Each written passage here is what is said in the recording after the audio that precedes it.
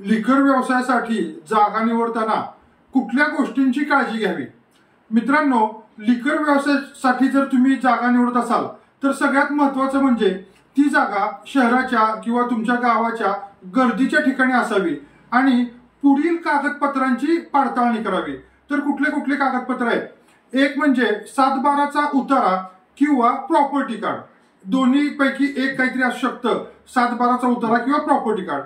दुसरी गोष्ट 8अ चा उतारा किंवा असेसमेंटचा उतारा, लक्षात घ्या, 8अ चा उतारा किंवा असेसमेंटचा उतारा।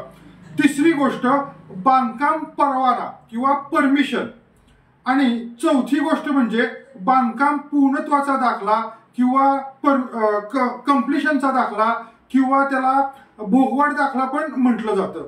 बघा, 7/12चा उतारा किंवा प्रॉपर्टी कार्ड, 8अ चा उतारा किंवा असेसमेंटचा उतारा, बांधकाम परवाना, बांधकाम पूर्णत्वाचा दाखला, हे 4 दाखले महत्वाचे आहेत। हे 4 दाखले आपल्याला लागतात।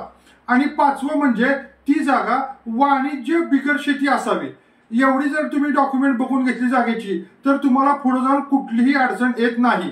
आणि ही जी जागा आहे ही जागा तुमची धार्मिक स्थळं, थोड्या मोठ्यांचे पुतळे, शैक्षणिक संस्था, शासन मान्य शैक्षणिक संस्था याच्यापासून 75 मीटर अंतरावर असावी।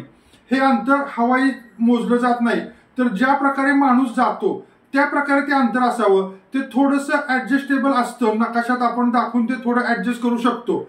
धन्यवाद।